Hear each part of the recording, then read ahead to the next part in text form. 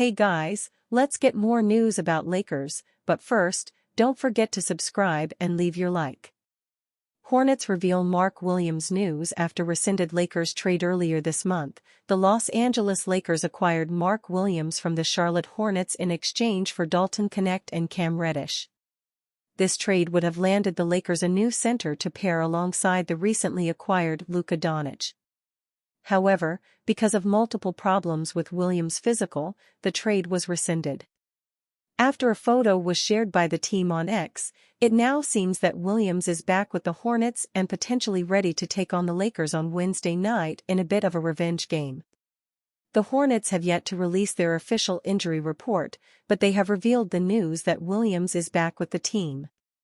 Mark Williams has returned to the Charlotte Hornets and is on the team's flight to Los Angeles, where they will play the Lakers tomorrow night. Williams last played for the Hornets on February 5 in a loss against the Milwaukee Bucks. Despite having a career year so far, the Duke alum only recorded 6 points on 2-for-8 shooting, 5 rebounds, and 2 assists in 25 minutes in the loss. With the trade deadline having officially passed, Williams will finish the rest of the season with the Hornets.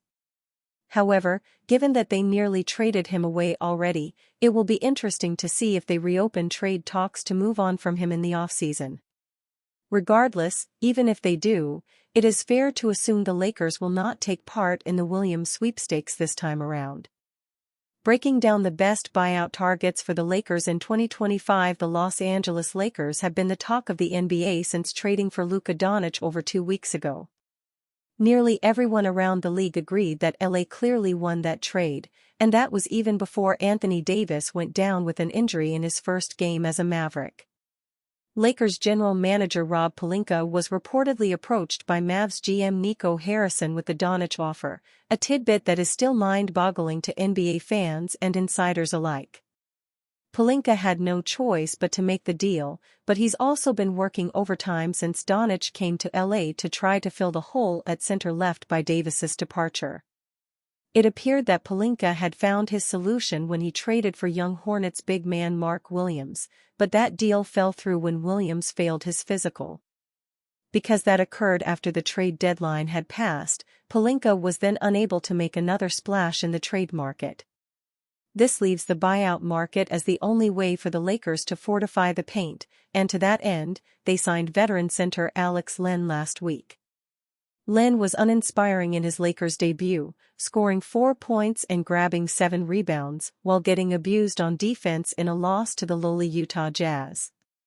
His ceiling appears to be very low. It's clear that the Lakers need more help at center, but there's a big difference between who could become available and who would be a good fit. LA traded for Williams in accordance with Doncic's wishes to play with an athletic big that could be a lob threat. Though there'll be nobody out there who could be as impactful a player as Williams, and the Lakers, by virtue of being over the first apron, are ineligible to sign any buyout player that is making over the mid-level exception anyway. There are other players that fit a similar mold if you squint hard enough. Pelinka is undoubtedly on the phone at this very minute trying to secure frontcourt help, so let's look at 3 of the best candidates he could settle on. Lakers buyout candidate number 1, Mo Bamba. If Pelinka is looking for a high-upside guy, then Mo Bamba is the pick.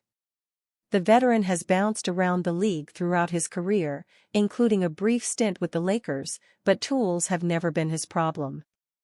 This is a guy that can alter shots and rack up blocks with his 7'10" wingspan, a quality the Lakers are lacking with Davis no longer in town. He's also a dangerous lob threat, especially seeing how he'd be on the receiving end of passes from Doncic, LeBron James, and Austin Reeves. Bamba played 28 games for the Clippers this year, and he was serviceable playing behind Ivica Zubac in just over 12 minutes per game.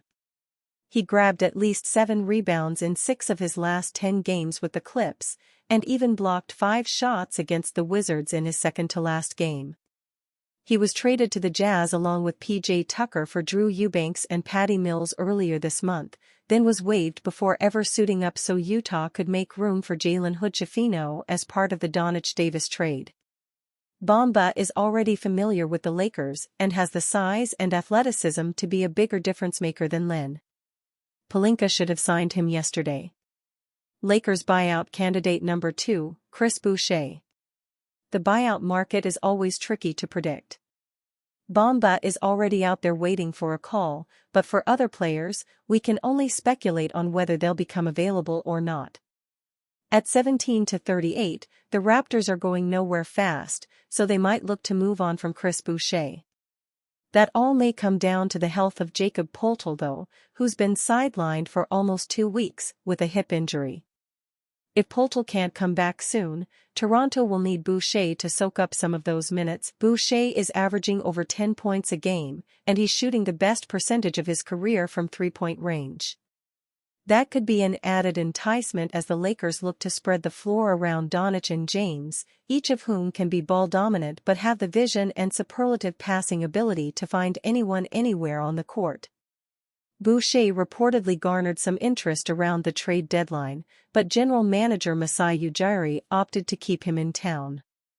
Let's see if that changes now that he traded for Brandon Ingram and gave him a 3-year, $120 million extension. Lakers buyout candidate number 3, Kelly Olynyk. This one certainly strays from the Luka lob threat archetype, but Kelly Olynyk's crafty game and high basketball IQ have me intrigued. The Lakers are already one of the most cerebral teams in the league with Doncic, LeBron and Reeves. Adding Olynyk, an unconventional center who can shoot it from outside and pass it well from the post, could be a worthwhile experiment. Olynyk was fighting for minutes with Boucher in Toronto before being included in the Ingram deal, but there's also not necessarily a clear path to significant playing time in New Orleans due to the presence of Zion Williamson and rookie Yves Missi. The Pelicans have been enduring a year from hell in which seemingly everyone on the roster has been hurt at one point or another.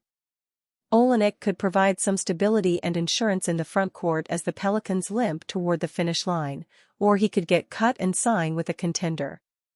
Olynyk was on that 2020 Miami Heat team that lost to the Lakers in the bubble finals, and though he spent most of his pro career on the East Coast, he did play for the Jazz from 2022 to 24. His college days at Gonzaga indicate that a move out west might not be all that bad.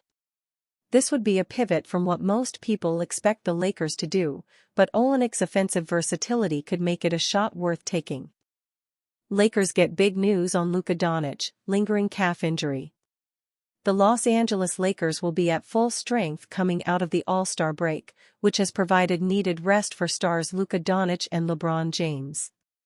Lakers head coach J.J. Redick spoke with media members on Tuesday, February 18, and confirmed that Doncic will face no minutes restriction when LA returns to regular season action against the Charlotte Hornets on Wednesday night. "He'll be fine," Redick said, per Mark Medina of Fox Sports and Athlon Sports. That extra 5-6 days of All-Star break was good for him. His minutes will be up tomorrow, and I don't think that there's going to be any sort of restrictions going forward. Luka Doncic has battled chronic calf issues over multiple seasons. Doncic has been battling an injured calf, a muscle that has caused him issues on multiple occasions in the past. The calf injury was part of the justification by the Dallas Mavericks for trading Doncic to the Lakers for a package that included Anthony Davis, Max Christie, and an unprotected first-round pick in 2029.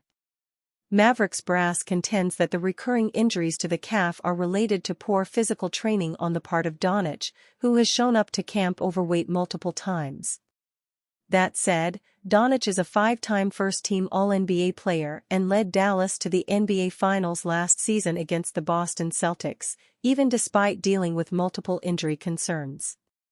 Doncic turns just 26 years old on the final day of February and may not yet even be in his prime. He captured the Rookie of the Year award in 2018-19 and has finished in the top 8 of MVP voting in each of the 5 seasons since, including finishing in the top 5 on 3 occasions. Doncic has career averages of 28.6 points, 8.6 rebounds, 8.2 assists, and 1.2 steals per game. Doncic has played 2 games as a member of the Lakers, both against the Utah Jazz. But he has played just 23.5 minutes per night in those 2 contests after missing several weeks due to his latest calf problems. Doncic is putting up 15 points, 4.5 rebounds, and 4 assists over that stretch, though his numbers should jump significantly as he gets healthier and more acclimated to his new teammates and system. LeBron James skipped All-Star Game due to lower body injuries. James also got a full week off after missing a regular season game against the Indiana Pacers with foot and ankle injuries. Due to those issues, he chose to sit out the All-Star Game, breaking a streak of 20 consecutive appearances with an eye toward the future. With 30 games left and us trying to make a playoff push in the Wild West, I felt like it was very important for me to kind of take care of myself and understand what's coming, James said, per Dave McMenamin of ESPN.